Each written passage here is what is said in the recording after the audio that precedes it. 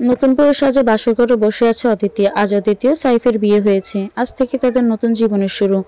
পারিবারিকভাবে বিয়ে হয়েছে তাদের। বিয়ের আগে তাদের শুধু একবারই দেখা হয়েছে, যেদিন সাইফ তার পরিবার সহ আদিতিকে দেখতে গিয়েছিল। তারপরে বিয়ে ঠিক হয়ে যায়। 3 ঘন্টা হয়ে গিয়েছে। অদিতি এখনো একাই বসে আছে। সাইফ এখনো আসছে না। কি হলো? অদিতির ঘুম পেয়ে গেছে। সারাদিন একটু বিশ্রাম নিতে পারেনি। রাত 1:20 দরজা খোলার আওয়াজ হলো। সাইফ এসেছে। রুমের দরজা বন্ধ করে সাইফ সোজা অদিতির সামনে দাঁড়িয়ে আছে। অদিতির ভিতরে কেমন অজানা ভয় কাজ করছে। হার্টবিট বেড়ে গিয়েছে তার। সাইফ বলে উঠল, বিয়েতে যদি 10 লাখ টাকাই দেনমোহর নিবে, তাহলে আমাকে বিয়ে করতে আসলে কেন? আগে না করে দিতে।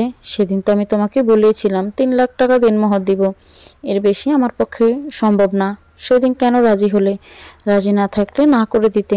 আমি তো জোর করে নেই। তাহলে কেন এমন করলে আমার আর আমার পরিবারের সাথে? যেদিন সাইফ অদিতিকে দেখতে গিয়েছিল, অদিতিকে দেখে পছন্দ হয়ে গিয়েছিল সাইফের। যে কারো পছন্দ হবার মতো মেয়ে অদিতি। একদম ফর্সা, মায়াবী হরিণী চোখ, লম্বা 5 ফিট 4 ইঞ্চি, চাঁদের মতো সুন্দর মুখ, হাসিতে যেন মুক্ত ঝরে। পছন্দ না করার কোনো কারণই নেই। অবশ্য সাইফও কম নয় কোনো অংশে। যাই হোক, পাকা কথা বলার আগে সাইফ অদিতিকে একা কিছু বলতে চায়। সেদিন সাইফ অদিতিকে বলেছে বিয়েতে সে 3 লক্ষ টাকা দেনমোহর দিতে পারবে, এর বেশি পারবে না। যদি এতে অদিতি রাজি হয় তাহলে বিয়ে হবে, না হলে সাইফ বিয়ে করবে না। অদিতিও রাজি হয়ে যায়। অদিতির কাছে দেনমোহরের কোনো মূল্য নেই। কারো সংসার টিকে থাকলে ভালোবাসাতেই টিকে থাকবে। দেনমোহর দিয়ে কখনো সংসার টিকিয়ে রাখা যায় না। অদিতি তার বাসার সবাইকে তা জানিয়ে দিয়েছে। বাসার সবাই রাজি হয়েছে। কিন্তু বিয়ের দিন যখন কাজী সাহেব বিয়ে পড়াচ্ছেন, তখন অদিতির ফ্যামিলির সবাই বলে উঠল 10 লক্ষ টাকা দেনমোহর নির্ধারণ করা হবে, তা না হলে বিয়ে হবে না। অদিতি কিছুই জানতো না এসবের। আর বিয়ে পড়ানোর সময় অদিতি ওখানে ছিলও না। অদিতি ছিল তার নিজের রুমে। ছেলেপক্ষের কেউ একথা শুনে বিয়েতে রাজি না। তারা চলে যেতে চাইল। তারা বলল না, 3 লক্ষ টাকার বেশি তারা দেনমোহর নির্ধারণ করতে পারবে না। আগে কথা হয়েছে, তাহলে এখন কেন এই কথা? কিন্তু মেয়ে পক্ষ এখন রাজি হচ্ছে না। তারা বলছে 10 লক্ষ টাকাই দেনমোহর নির্ধারণ করতে হবে। ছেলেপক্ষে সবাই উঠে যেতে চাইল, কিন্তু শুধু কাবিনের টাকার জন্য বিয়ে ভাঙতে চাইল না সাইফ। এতে সাইফের সম্মান নষ্ট হবে সবার সামনে।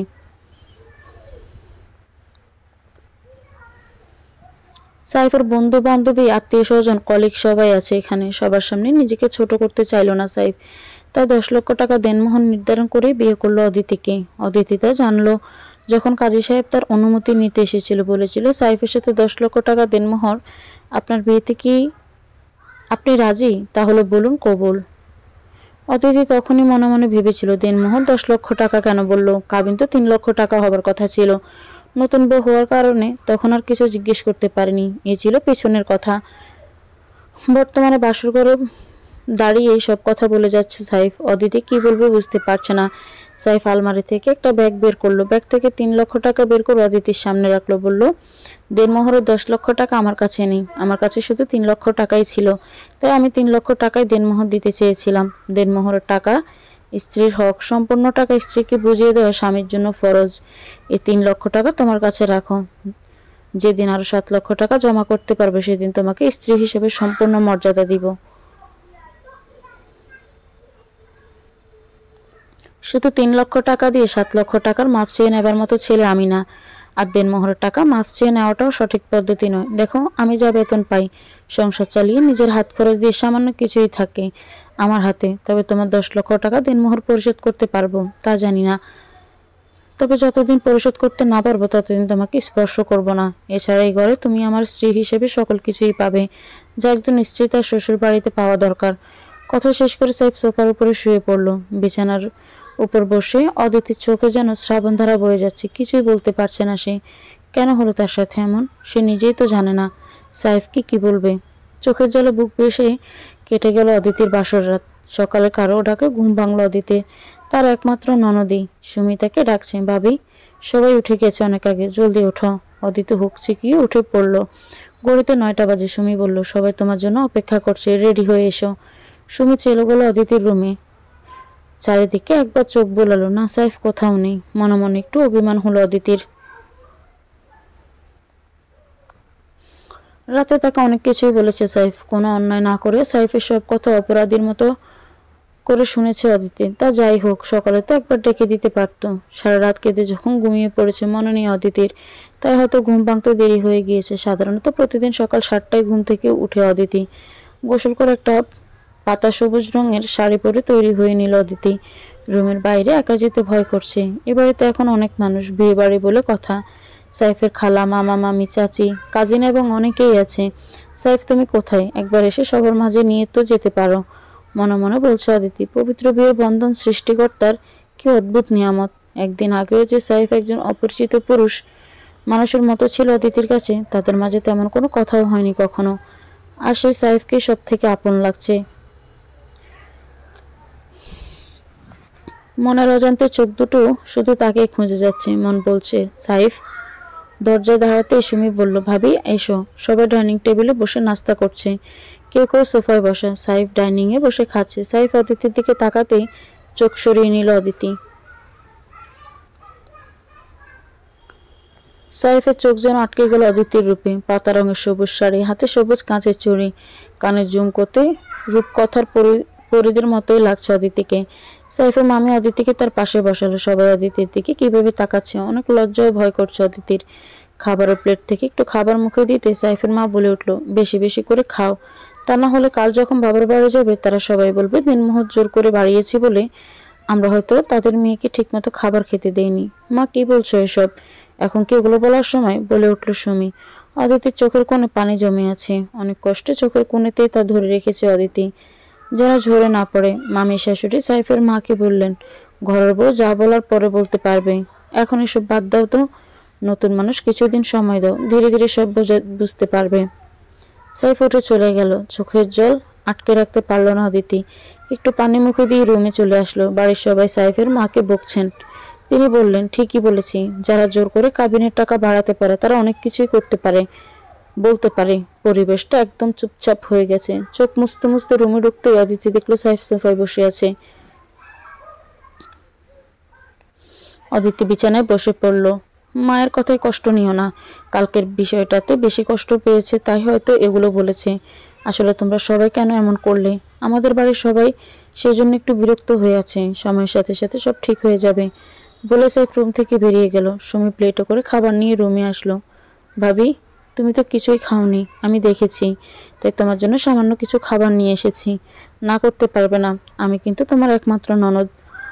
অদিতি না করতে চাইলো, কিন্তু সুমির দিকে তাকিয়ে না করতে আর পারলো না। সুমি অদিতিকে খাইয়ে দিচ্ছে আর বলছে, ভাবি, তুমি হয়তো ভাবছো আমরা কেমন মানুষ, কোনো খারাপ শ্বশুর বাড়িতে এসে পড়েছো, কিন্তু আসলে বিষয়টা এমন না।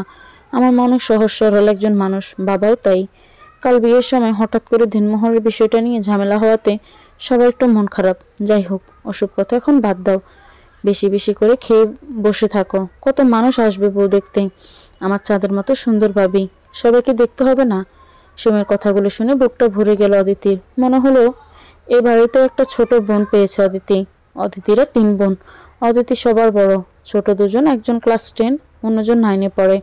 আর এদিকে সাইফেরও 1 ভাই 1 বোন। সাইফ বড় এবং একমাত্র ছোট বোন সুমি।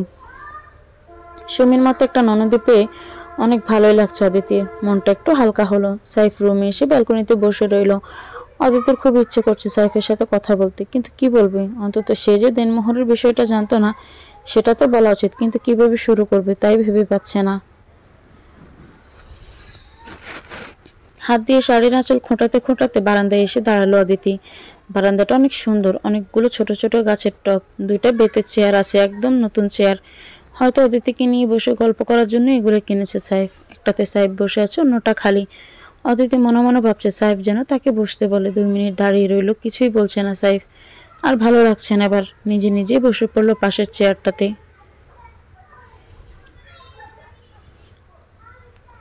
দুজনেই চুপচাপ বসে আছে, যেন কোনো কথা বললে বোম ফেটে যাবে। না, চুপ থাকা যাবে না।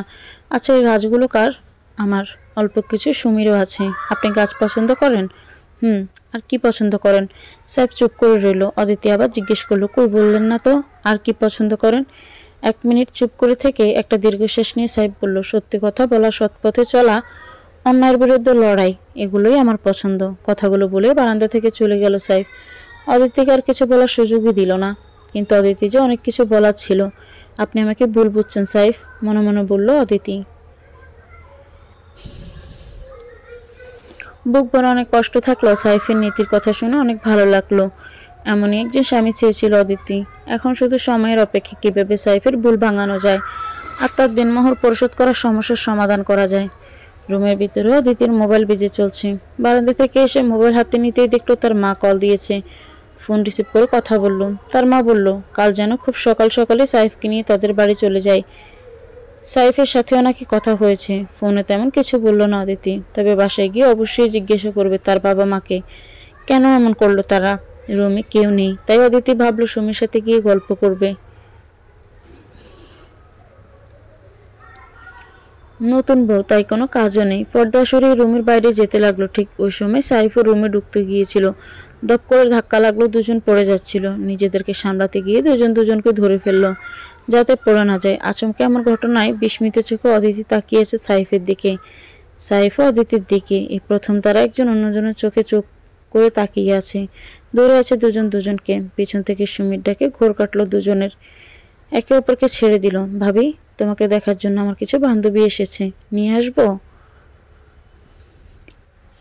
হ্যাঁ অবশ্যই, আমি বসে আছি, তুমি নিয়ে এসো। সাইফ আবার বারান্দায় চলে গেল। অদিতি নিজে একবার আয়নায় দেখে খাটের উপর বসে রইল। কিছুক্ষণ আগে ঘটনাটা ভাবতে কেমন লাগছে, তবে খারাপ লাগছে না।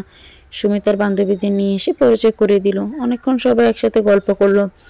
দুপুর 1:20 বাজে। ওরা সবাই চলে গেল। বারান্দায় অনেক গরম লাগার কারণে সাইফ রুমে আসলো। সোফায় বসে মোবাইল দেখছে। অদিতি কি করবে বুঝতে পারছে না। বারবার সাইফের দিকে তাকাচ্ছে, কিন্তু সাইফ একবারও তাকাচ্ছে না। খাটের পাশে পানি রাখা আছে। এক গ্লাস পানি নিয়ে সাইফের সামনে এগিয়ে দিল। কোনো কথা না বলে পানিটা নিয়ে 3বারে শেষ করলো সাইফ। অদিতি খুশি হলো। ইসলামে পানি 3 শ্বাসেই খাবার বলার নিয়ম বলা আছে। সাইফ ঠিক সেভাবেই খেলো। পানির গ্লাসটা নিয়ে অদিতি বলল, সাইফ, আমি আপনাকে কিছু বলতে চাই। আমি জানি আপনি রেগে আছেন। কথা শেষ না হতেই সুমি আসলো। ভাইয়া, ভাবি, তোমাদেরকে লাঞ্চ করতে ডাকছে। সবাই ডাইনিংয়ে বসে আছে। আচ্ছা আসতেছি বলেই সাইফ চলে গেল। অদিতিও গেল পিছন পিছন। খাওয়া শেষ করে সাইফ বলল, মা, আমি একটু বাইরে যাচ্ছি। এই দুপুরে আবার কই যাবি? এই তো একটু নিচে থেকে আসতেছি। আচ্ছা যা। সাইফ চলে গেল। অদিতি রুমে চলে আসলো। বাবা মার প্রতি খুব রাগ হচ্ছে তার। আজ তাদের জন্যই এমন একটা ঘোলাটা সময় পার করতে হচ্ছে অদিতির। কেন তারা এমন করলো জানতেই হবে। কাল বাসায় গিয়ে নেই, কিছুই ভালো লাগছে না। কোনো মেয়েই বিয়ের পরে এমন একটা থমথমি পরিবেশ আশা করে না। ভাবতে ভাবতে ঘুমিয়ে পড়লো অদিতি। রাতে ভালো ঘুম হয়নি, তাই সহজেই ঘুমিয়ে পড়েছে। মাগরিবের আজান কানে বাজছে। ঘুম ভেঙে গেল অদিতির। ঘুম থেকে উঠে দেখে সন্ধ্যা হয়ে গিয়েছে। হাত মুখ দিয়ে ফ্রেশ হয়ে অজু করে এসে নামাজ পড়ে নিল অদিতি। রুম থেকে বেরিয়ে শাশুড়ির রুমের কাছে গেল। ভিতরে অনেকে বসে আছে। খালা শাশুড়ি ডেকে নিয়ে গেল। পাশে বসে সংসারের অনেক কিছুই বোঝালো। অদিতিও মনোযোগ সহকারে সব শুনলো। মনে মনে ভাবলো, এবারের মানুষগুলো কেউই খারাপ না। ভুল তো আসলে তার নিজের ফ্যামিলির লোকেরাই করেছে। আবারও তাদের উপর রাগ লাগছে। রাত 10টা বাজে। দুপুরের পর থেকে একবারও সাইফকে দেখেনি। তার মানে সে কি আর বাসায় আসেনি, নাকি তার ঘুমের সময় এসে আবার চলে গেছে? কাউকে জিজ্ঞাসাও করতে পারছে না। রাতের খাবার খেয়ে সবাই যে যার রুমে চলে গেল। 11টা 20 সাইফ এসেছে। কোথায় ছিলেন এতক্ষণ? বাইরে ছিলাম। বাইরে যে ছিলেন তা তো জানি। নিজের নতুন বউকে এমন একটা নতুন পরিবেশ একা রেখে সারাদিন বাইরে থেকেছেন। একবার কি ভেবেছেন আমার কেমন লাগছে একা একা? একা কোথায়, ঘরে তো আমি ছাড়া সবাই ছিল। সবাই ছিল সেটা আমিও জানি। আমি কি বলতে চাচ্ছি আপনি ভালো করেই বুঝতে পারছেন। এত ঘুরিয়ে কথা কেন বলছেন? আপনি তো ছোট মানুষ না, তাই না? আমার বয়স 20, আপনার 28, তাই আপনি ভালো করেই বুঝতে পারছেন। সারাদিন একটা কথা বলছেন না। একবার ভেবে দেখেছেন আমার কেমন লাগছে? আমি কি এমন অন্যায় করেছি সাইফ যে আমাকে এভাবে শাস্তি দিচ্ছেন?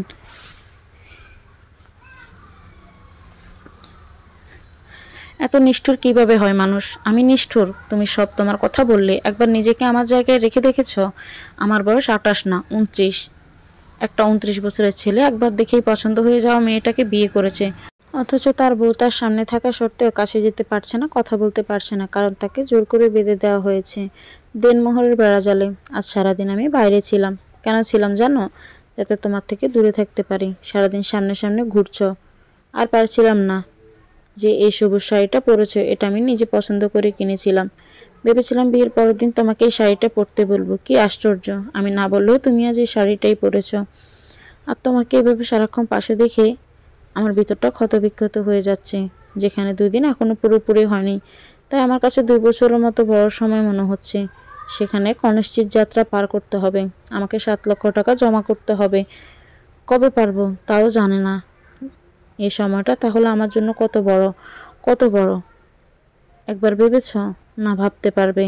এই সমাজে যৌতুক চাওয়ার অপরাধ, কিন্তু একটা ছেলের সামর্থ্যের বাইরে দেনমোহ চাওয়ার অপরাধ না। ইসলাম একজন স্বামীকে তার স্ত্রীকে দেনমোহ দিতে বলেছে, এটা আদায় করা ফরজ। তাই বলে সামর্থ্যের বাইরে গিয়ে, এটা বর্তমান সমাজের একটা নোংরা রীতি হয়ে দাঁড়িয়েছে। ফরজ বিষয়টাকেও ফ্যাশনে তৈরি করে নিয়েছে তারা। মেয়ের বাড়িতে এটা যেন একটা ফ্যাশন, কে কত বেশি দেনমোহন নিতে পারবে, কে কত বেশি শোনাতে পারবে, যা ইসলাম একদম নিষিদ্ধ। দেনমোহর দিয়ে কি কেউ কোনোদিন বাধ্য করে সংসার টিকাতে পেরেছে? না, পারবে। সংসার কখনো দেনমোহরের জন্য টিকে থাকে না, একে অপরের প্রতি ভালোবাসা, বিশ্বাস, সম্মানের জন্য টিকে থাকে। আর এই জোরপূর্বক সামর্থ্যের বাইরে দেনমোহরের জন্য বেশিরভাগ ক্ষেত্রে দেনমোহরের সম্পূর্ণ টাকা না দিতে পেরে সবশেষে স্বামীদের স্ত্রীর কাছে ক্ষমা চেয়ে নিতে হয়, দাবি ছাড়াতে হয়, ভাবতেও লজ্জা করে বিষয়টা। অনেক দুঃখ ভরা রাগে কথাগুলো বলে বারান্দায় চলে গেল সাইফ। অদিতি রুমের মাঝখানে দাঁড়িয়ে অজরে কেঁদে চলছে। তার কাছে কোনো উত্তর নেই, কোনো কিছু বলার নেই। যাও বলার ছিল তাও আর বলতে পারলো না। কাঁদতে কাঁদতে মেঝেতে বসে পড়লো। এভাবে ঘন্টাখানেক পার হবার পর সাইফ বারান্দা থেকে এসে অদিতিকে ধরে মেঝে থেকে উঠিয়ে বিছানায় বসালো। সরি, যা হবার হয়েছে, এগুলো নিয়ে এত কিছু ভেবো না, এখন ঘুমাও, কাল সকালে তোমাদের বাসায় যেতে হবে, বলে সাইফ সোফায় শুয়ে পড়লো। রাতে দুজনের কারোই ঘুম হলো না। সকালে ফজরের নামাজ পড়ে অদিতি ব্যাগে কাপড় চোপড় গোছাচ্ছে। আজ তারা তার বাবার বাড়িতে যাবে। সাইফ নামাজ শেষ করে আবার সোফায় শুয়ে পড়ল। আপনার কি কি কাপড় নেব সাইফ, যদি একটু দিতেন। আলমারি থেকে 2টা প্যান্ট শার্ট বের করে অদিতির হাতে দিল সাইফ। ব্যাগ গোছানো শেষ, সাইফ সোফায় শুয়ে আছে। হুট করে অদিতি সাইফের পায়ে হাত দিয়ে আলতো করে ধরে পায়ের কাছে মেঝেতে বসে পড়ল। সাইফ সাথে সাথে উঠে বসলো। কি করছো তুমি? আপনি বিশ্বাস করবেন কিনা জানি না, কিন্তু তাও আমার বলার প্রয়োজন সাইফ। সত্যি বলছি, দেনমোহর বাড়ানোর বিষয়টা আমি একদমই জানতাম না, এখনও জানি না কেন করলো এমন। আজ বাসায় গেলে হয়তো জিজ্ঞাসা করতে পারবো। শুধু শুধু এখন এগুলো জিজ্ঞাসা করে কি হবে? তোমাদের ফ্যামিলির কাছে আমার ফ্যামিলি আরও ছোট হবে। তোমার বাবা মা ভাববে তুমি সুখী নেই। আমরা মনে হয় সেজন্য তোমার কাছে ঝামেলা করছি। যা হবার তা হয়ে গেছে, তাই এই কথা এখানেই শেষ করো। এটা নিয়ে আর কোনো কথা বলো না, তোমার কাছে আমার রিকোয়েস্ট প্লিজ। যাও শুয়ে পড়ো। সকালবেলা ব্রেকফাস্ট করে সাইফ রেডি হয়ে নিচ্ছে অদিতির বাসায় যাবার জন্য। অদিতি কিছু খায়নি, সে বলেছে একেবারে বাসায় গিয়ে খাবে, এখন কিছু খেতে ইচ্ছে করছে না। বাসায় সবাইকে সালাম দিয়ে বিদায় নিয়ে বেরিয়ে গেল ওরা দুজন।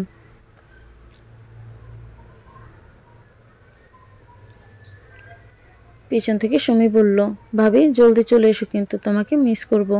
অতিথির বাসার সামনে উবাদ থামলো, গাড়ি থেকে নেমে বাড়ির গেটে ঢুকলো। ওদের ফ্ল্যাটটা 5 তলায়। কোনো রকমে 2টা সিঁড়ি উঠে অতিথির মাথা ঘুরছে। কাল রাতে সাইফের জন্য অপেক্ষা করে কিছু খায়নি, সকালে না খাওয়া আবার সারা রাত কেঁদেছে, ঘুমোয়নি, যার কারণে হয়তো এমন হচ্ছে। তাও অনেক কষ্ট করে আরও 1 সিঁড়ি উঠেছে। সাইফ বুঝতে পারলো কোনো সমস্যা না, এমনি মাথাটা সামান্য ঘুরছে, উবারে এসেছে তাই হয়তো, বলে 3য় তলায় ওঠার পর অদিতির মাথা ঘুরে পড়বে বুঝতে পারলো। সাহেব কোনো কিছু না বলে হুট করে অদিতিকে আর কোলে নিয়ে সিঁড়ি দিয়ে ওঠা শুরু করলো। সাহেব কিছু বলতে গিয়েও বলতে পারলো না অদিতি। দরজার সামনে অদিতিকে কোল থেকে নামিয়ে কলিং বেল বাজাতে দরজা খুললেন অদিতির ছোট বোন। মা দেখো, আপু ভাইয়া চলে এসেছে। বাসায় অনেক মেহমান, বড় খালা, ছোট খালা, মামা মামি, আরও অনেকেই। সবাই অপেক্ষা করছে নতুন জামাই কখন আসবে। জামাইকে অনেক আদর সমাদরে ঘরে নিয়ে আসলো সবাই মিলে। আমার সাথে কেউ একজন নিচে আসলে ভালো হতো, নিচে গাড়ি দাঁড় করিয়ে এসেছি, বলল সাইফ। সাথে সাথে অদিতির 2 বোন অনু আর তিথি বলল, আমরা যাব, সাথে মামাতো ভাই সিয়ামও যাবে।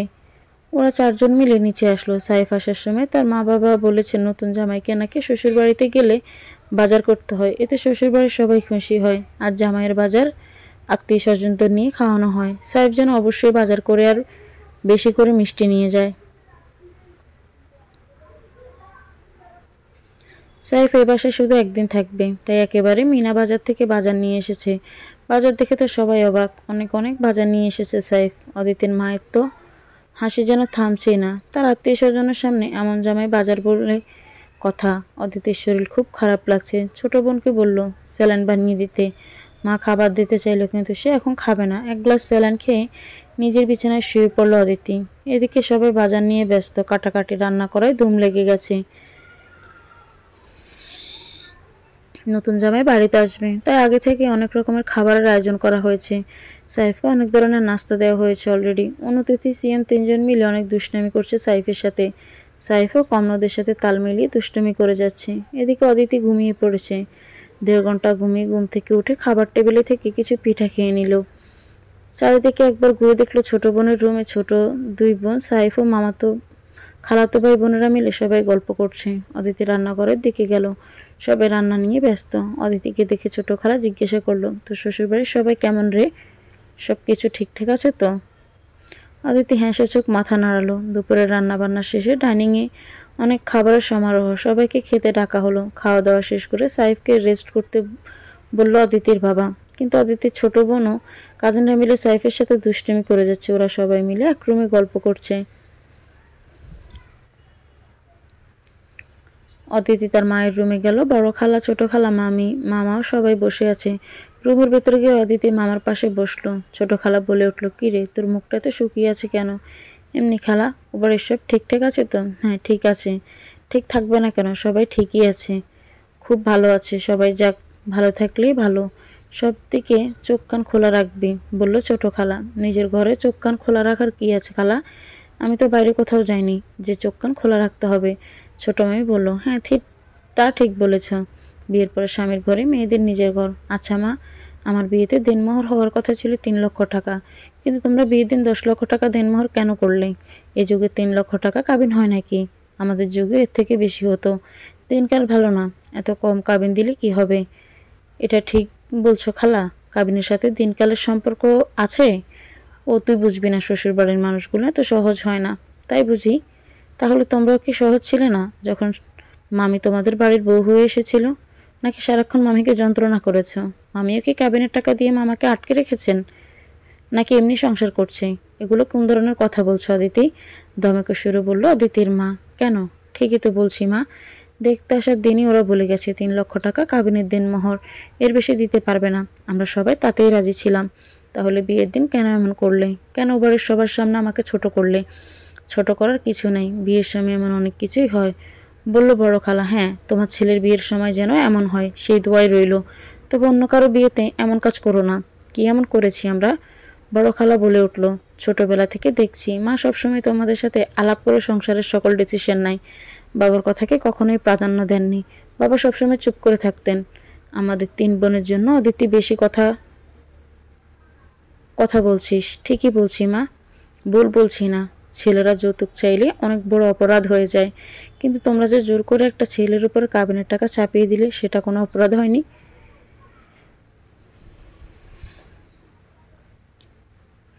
একবার ভেবেছ কত বড় অপরাধ করেছ? ও বাবা, যার জন্য করলাম চুরি সেই বলো চোর? বিয়ের 2 দিন না হতেই তুই তো দেখছি ওদের গুণগান শুরু করলি, বলল ছোট খালা। গুণগানের কিছু নেই, যা সত্যি তাই বলছি। আমাদের নবী সাল্লাল্লাহু আলাইহি সাল্লামের সময় অনেক সাহাবীদের বিয়ে হয়েছেন দেনমোহর হিসেবে শুধুমাত্র একটা সূরা দিয়ে। সাহাবীদের কাছে টাকা থাকতো না, তখন তারা বিয়ে করতে চাইলে বিয়ের কনের কাছে এনে নবী সাল্লাল্লাহু আলাইহি সাল্লাম বলতেন, আমাদের অমুক সাহাবী তোমাকে বিয়ে করতে চায়, কিন্তু তার কাছে দেনমোহর দেবার জন্য কোনো টাকা নেই। তুমি যে সূরা পারো না, তার থেকে একটা সূরা তোমাকে শিখিয়ে দিবে। এই সূরাটাই হবে তোমার দেনমোহর। তুমি কি এভাবে বিয়ে করতে রাজি? এভাবেই তখনকার সময় বেশিরভাগ সাহাবীদের বিয়ে হয়েছে। আর এখন মোহরানার নামে ছেলেদের কাঁধে চাপিয়ে দিচ্ছেন বিশাল বোঝা। পরিশোধ করতে পারুক আর না পারুক, ক্ষমা চেয়ে নেবে। সহজ পদ্ধতি, মন গড়া পদ্ধতি, যার কোনো ভিত্তি ইসলামে নেই। নিজেকে অপরাধী মনে হচ্ছে সারাক্ষণ। তারা তো আর জানলো না যে তোমাদের এই চক্রান্ত আমি জানতাম না। বাবা, 2 দিন বিয়ে না হতে শ্বশুরবাড়ি গুণগান করলে? দেখো আপা, তোমার মেয়েকে আবার বশ করে ফেললো নাকি, বললো ছোট খালা। খালা, আর ফালতু কথা বলো না। ছোটবেলা থেকে দেখছি তোমরা বোনের কেউ শ্বশুরবাড়িতে সম্মান অর্জন করতে পারোনি, শুধু তোমাদের নিজেদেরই কারণে। অদিতি, তোর বেশি সাহস বেড়ে গেছে। অতিরিক্ত কথা বলছিস তুই। 2 দিন জামাইয়ের সাথে থেকে এমন বেয়াদবি কথা শিখেছিস, বলল বড় খালা। দেখো, সামনে জামাই আরও কি কি শিখায়। 2 দিন পরে দেখবে নিজের সম্পদের ভাগ নিতে চলে আসছে, বলল ছোট খালা। চুপ করো খালা, নিজেরা ভুল করেছ তা তো মানছই না, তার উপর জোর করে আমার জামাইকে অপরাধী করার চেষ্টা করছো। আর এক মুহূর্ত থাকবো না এই বাড়িতে, বলে অদিতি নিজের রুমে গিয়ে ব্যাগ বের হয়ে সাইফকে ডাকছে। সাইফ, আমি আর এখানে থাকবো না, বাসায় চলে যাব, চলেন। কি বলছো? কি হয়েছে? যা বলছি ঠিকই বলছি, আমি এখন চলে যাব। আপনি সাথে যাবেন কিনা বলুন, না যেতে চাইলে থাকুন, কিন্তু আমি চলে যাচ্ছি। অদিতি অনেক রেগে আছে, কারো কোনো কথাই শুনছে না। অদিতির বোন, বাবা, মা, মামি সবাই ওকে মাথা ঠান্ডা করতে বলছে। অদিতি বলল, মাথা একদম ঠান্ডা, বরফের মতো করেই বলছি, আমি আর এখানে থাকবো না, আমি আমার বাসায় চলে যাব, এখনই যাব। আপনি যাবেন কিনা সাইফ? আমি চললাম। ব্যাগটা হাতে নিয়ে অদিতি সিঁড়ি দিয়ে নামছে। অবস্থা বেগতিক দেখে সাইফও নামছে অদিতির পিছনে। সবাই হতভম্ব, মুহূর্তে কি হয়ে গেল। অদিতির খালার মেজাজ খুব খারাপ হয়ে আছে, তবে মামি মনে মনে খুশি হয়েছে। মামিটা অনেক ভালো। ছোট বোন দুজন একটু কষ্ট পেল। কি হলো কিছুই বুঝতে পারলো না। গাড়িতে উঠে সাইফ অদিতিকে জিজ্ঞাসা করছে, কি হয়েছে একবার বলবে তো? অন্যের বাড়ি আর থাকতে ভালো লাগছে না, তাই নিজের ঘরে নিজের বাসায় যেতে চাচ্ছি। আপনার কোনো সমস্যা আছে? সমস্যা থাকলে বলুন, তাহলে আবার ফিরে যাব। সাইফ মৃদু হেসে বলল, তোমার বাসায় তুমি যাচ্ছ, তোমার স্বামীর ঘরে তুমি যাবে, সেখানে আমার সমস্যা কেন হবে? আমাকে যে সাথে নিয়ে যাচ্ছ এটাই অনেক। নিতে তো হবেই, কারণ আমার নিজের ঘরটার অরিজিনাল মালিক তো আপনি। এটা ভুল বললে, মালিক কখনো অরিজিনাল আর ডুপ্লিকেট হয় না। আমার বাসার মালিক এখন যতটা আমি, ঠিক ততটা তুমিও। অদিতি অনেক খুশি হলো সাইফের কথা শুনে, প্রাণটা যেন জুড়িয়ে গেল। পথে দুজন আইসক্রিম, ঝালমুড়ি, শসা, বাদাম খেলো। যা যা সামনে পড়েছে কোনো কিছুই বাদ দিল না। আজ অদিতির অনেক ভালো লাগছে, মনটা হালকা লাগছে। ইচ্ছে করছে এভাবে সাইফকে নিয়ে চলতে থাকে, ঘাড়ে যেন না থামে। ভাবতে ভাবতে ঘাড়ে চলে আসলো বাড়ির সামনে। দরজার বেল চাপতে সুমি দরজা খুলে দিল। তোমরা আজই চলে এলে? সুমি হাসছে। তোমাকে ছেড়ে যা থাকতে পারছিলাম না ননদিনী, বলে হাসলো অদিতিও। শাশুড়ি বলল, কি ব্যাপার, আজই চলে আসলে যে বৌমা? কি করব মা বলুন? আমি তো অনেক থাকতে চাইলাম, সাইফকে রিকোয়েস্ট করলাম অনেক একটা দিন থাকার জন্য, কিন্তু সাইফ কোনোভাবেই থাকতে চাইলো না, তাই চলে আসলাম ওর সাথে। অদিতির কথা শুনে সাইফ তো আকাশ থেকে পড়ল, অবাক চোখে ওর দিকে তাকিয়ে আছে। অদিতি মৃদু হেসে রুমে চলে গেল। সাইফের মা সাইফকে বকাবকি করছে, কেন এমন করলো? সাইফ কোনোভাবে ম্যানেজ করলো মাকে। মনে হলো মাথার উপর দিয়ে একটা ঝড় বয়ে গেছে। সাইফ মনে মনে হাসলো, পাগল মেয়ে, মুহূর্তে কত কিছু করে ফেললো। সাইফ রুমে গিয়ে দেখে অদিতি বারান্দায় দাঁড়িয়ে আছে। সন্ধ্যা হয়ে গেছে। আচ্ছা অদিতি, তুমি কফি বানাতে পারো? হ্যাঁ পারি, তবে কেমন মজা হবে তা বলতে পারবো না। যাও 2 কাপ কফি নিয়ে এসো, আজ কফি খেতে ইচ্ছে করছে, তোমার সাথে গল্প করব। রাতে ছাদে যাব, তারা ভরা রাত দুজনে একসাথে দেখব। সাইফের মুখে কথাগুলো শুনে অদিতি আনন্দে যেন উপচে পড়ছে। দুদিনের সকল কষ্ট মুছে গিয়েছে। রাত 12টা 30, বাসার সবাই শুয়ে পড়েছে। সাইফ অদিতিকে ছাদে নিয়ে গেল। সাইফদের দোতলা বাড়ি। সাইফ ছোট থাকতে তার বাবা বাড়িটা করেছেন, একটা সুন্দর ছাদ, চারিদিকে অনেকগুলো গাছ। সাইফের মা গাছগুলো অনেক পছন্দ করে, সেই সাথে সাইফ নিজেও গাছ পছন্দ করে। জ্যোৎস্না রাত, চারিদিকে রূপালি আলো যেন ঝরে ঝরে পড়ছে। ছাদের একপাশে বসে সাইফ অদিতি অনেক ধরনের গল্প করছে। আচ্ছা অদিতি, তুমি সবেমাত্র অনার্স 2য় বর্ষে পড়ো, এখনই বিয়ে করে ফেললে কেন? আসলে আমরা 3 বোন, কোনো ভাই নেই, তাই বাবা সবসময় আমাদেরকে নিয়ে টেনশনে থাকে। বাবার একটাই কথা, আমাদের 3 বোনকে সুপাত্র দান করতে পারলে বাবার চিন্তা শেষ। ও আচ্ছা, তার মানে আমি সুপাত্র? হ্যাঁ, তা তো অবশ্যই, অদিতির স্বামী বলে কথা, যে কেউ তো আর অদিতির স্বামী হতে পারে না। ও আচ্ছা, তাই তো, আমার তো একদম জানাই ছিল না। দুজনেই হেসে দিল। এমন মজার অনেক গল্প করে প্রায় রাত 4টা বেজে গিয়েছে। এবার অদিতি সাইফ নিজেদের রুমে চলে আসলো। সাইফ শুতে যাওয়ার আগে অদিতি হুট করে সোফায় গিয়ে পড়ল। ওখানে শুয়ে আছো কেন? আজ আমি এখানে শোবো, আপনি বিছানায়। পাগলামি করো না, মোটেও পাগলামি করছি না। দেখুন, আপনাকে সোফায় শুতে দেখতে দেখতে আমার লোভ হয়েছে, আজকে আমি সোফায় ঘুমাবো। সাইফ আর কথা বাড়ালো না, বিছানায় গিয়ে শুয়ে পড়লো। চোখে অনেক ঘুম, শুতেই ঘুমিয়ে পড়লো। কিন্তু সোফার উপরে অদিতি শুধু এপাশ ওপাশ করছে, কোনোভাবেই ঘুম আসছে না। মানুষ যে কীভাবে সোফায় ঘুমায়। শেষমেশ অদিতি বিছানার মাঝখানে একটা কোলবালিশ রেখে সাইফের পাশে শুয়ে পড়ল। সাইফ সকালে ঘুম ভাঙলে চোখ খুলতেই দেখে তার চোখের সামনে চাঁদের মতো সুন্দর নিষ্পাপ একটা মুখ ঘুমিয়ে আছে। অদিতিকে জাগালো না সাইফ। খুব সকালে ব্রেকফাস্ট করে অফিসে চলে গেল। আজ বিয়ের 4র্থ দিন, অফিসের ছুটি শেষ, আজ থেকে অফিস শুরু। ঘুম থেকে উঠে সাইফকে পেল না অদিতি। সারা ঘরে চোখ বুলিয়ে বুঝতে পারলো বাসায় সাইফ নেই। সুমিকে আস্তে করে জিজ্ঞাসা করলো, তোমার ভাইয়া কোথায়? ভাইয়া তো খুব সকাল সকাল অফিসে চলে গেছে, তুমি ঘুমিয়েছিলে তাই ডাকেনি। ও ও আচ্ছা। সকালে ব্রেকফাস্ট করে আজ প্রথম শাশুড়িকে সাহায্য করার জন্য রান্নাঘরে গেল অদিতি। বলল, মা আমাকে বুঝিয়ে দিন, আমি কি করব?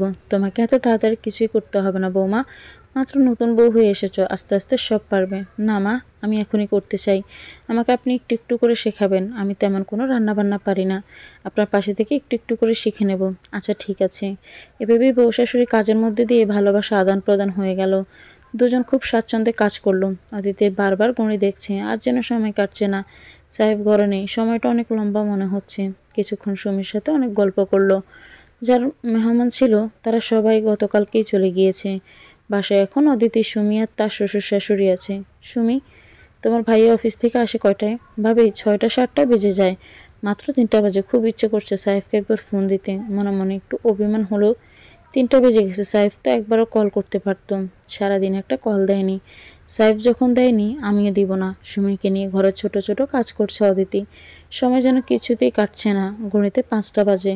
ফোন বেজে উঠল। অদিতি একদৌড়ে ফোন হাতে নিয়ে মুখের হাসি মিলিয়ে গেল। সাইফ ফোন করেনি, তার বান্ধবী ফোন দিয়েছে। বান্ধবীর সাথে কিছুক্ষণ কথা বলে ফোন রেখে দিল। এদিকে অফিসের কাজ সেরে ব্যাংকের ডিপোজিট ভেঙে 7,50,000 টাকা নিয়ে সাইফ বাসায় যাচ্ছে। অনেক দিনের শখ একটা গাড়ি কিনবে, সেজন্য একটা ফিক্সড ডিপোজিট করে রেখেছিল সাইফ। সেখানে প্রায় 7,50,000 টাকা জমা হয়েছে। আজ অদিতির দেনমোহর পরিশোধ করার জন্য ডিপোজিট ভেঙে টাকাটা উঠিয়ে নিল সাইফ। রাত 9টায় বাসায় আসলো সাইফ। অদিতির মুখ দেখে বুঝতে পারছে সে একটু অভিমান করে আছে। সাইফ বুঝেও না বুঝার ভান করল। রাতের খাবার খেয়ে সবাই একসাথে টিভি দেখলো। অদিতি কোনো কথা বলছে না সাইফের সাথে, সাইফও বলছে না কিছু। রাত 11টায় আলমারি থেকে বিয়ের শাড়িটা বের করে সাইফ অদিতিকে বলল, শাড়িটা পরো। অদিতি অবাক চোখে তাকিয়ে, বিয়ের শাড়ি পরবে এখন? হ্যাঁ, এটাই পরবে, আর সুন্দর করে সাজবে। অদিতি কথা না বাড়িয়ে শাড়িটা পরে সুন্দর করে সেজে নিল। অদিতিকে বারান্দায় দাঁড় করিয়ে ভেতর থেকে দরজা লাগিয়ে দিল সাইফ। 15 মিনিট পরে দরজা খুলে ভিতরে আনলো অদিতিকে। রুমে ঢুকে অদিতি অবাক। অনেকগুলো গোলাপ ফুল দিয়ে খুব সুন্দর করে বিছানাটা সাজিয়েছে সাইফ।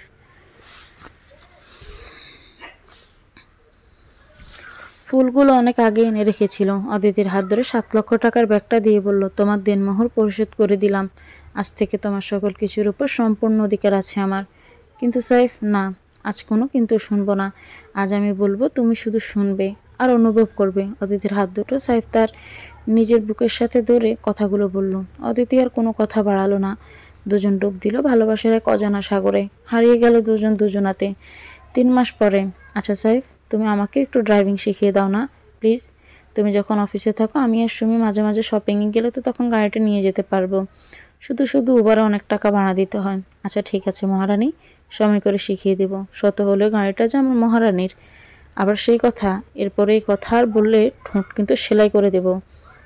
হ্যাঁ, সেদিন রাতে দেনমোহরের টাকাটা নিয়ে কোনো কথা না বললেও পরে ঠিকই জোর করে সাইফ থেকে শুনেছে টাকাটা সাইফ কোথায় পেল। সাইফ তখন সব খুলে বলেছে অদিতিকে। তখন অদিতি বলেছে, আপনার যা আছে সব তো আমারই, তাই না সাইফ? হ্যাঁ অবশ্যই। তাহলে আমার যা আছে তাও তো আপনারই। সাইফ বুঝতে পারলো অদিতি কি বলতে চাচ্ছে। এবার অদিতি বলল, তাহলে আমার এই 10 লক্ষ টাকাও তো আপনার আর আমার দুজনেরই। এই টাকা দিয়ে খুব জলদি আমরা একটা গাড়ি কিনবো।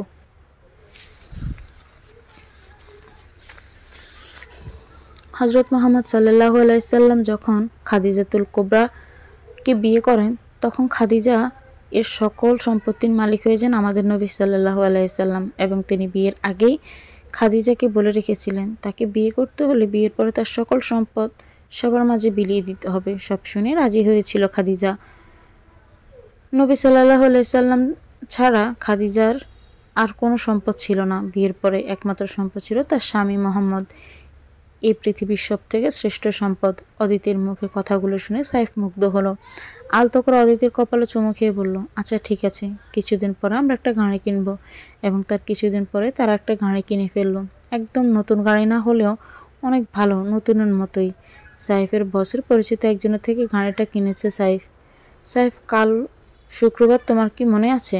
কাল কিন্তু আমাদের সবার মায়ের বাসায় দাওয়াত। কি যে বলো না, শ্বশুরবাড়ির দাওয়াত কি কখনো ভোলা যায়? তাহলে তো আর চাকরি থাকবে না। তাছাড়া চাঁদের মতো 2টা শালিকা আছে, যেতে তো হবেই। বলেই হাসলো সাইফ। সেদিন অদিতি রাগ করে বাবার বাড়ি থেকে চলে আসার পরে তার মা বাবা বুঝতে পেরেছে তারা ভুল করেছিল। পরে সাইফদের বাসায় এসে ভুল স্বীকার করেছিল। তারপরে মিল হয়ে গিয়েছিল দুই পরিবারের।